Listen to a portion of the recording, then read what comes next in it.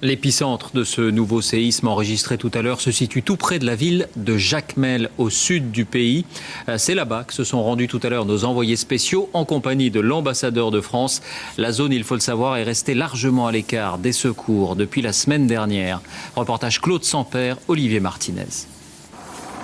Pour la première fois depuis le séisme, la France envoie une mission de reconnaissance à Jacmel, la deuxième ville d'Haïti. Une ville durement touchée dont les routes d'accès sont coupées.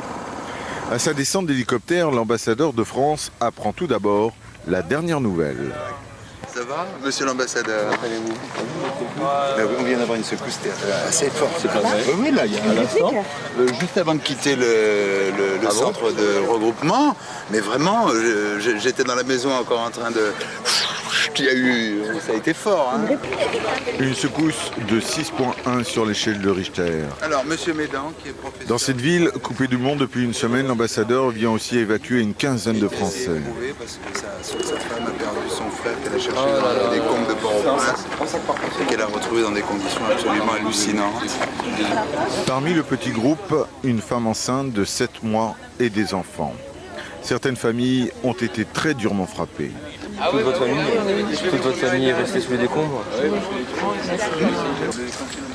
Tout de suite, la délégation française part en ville.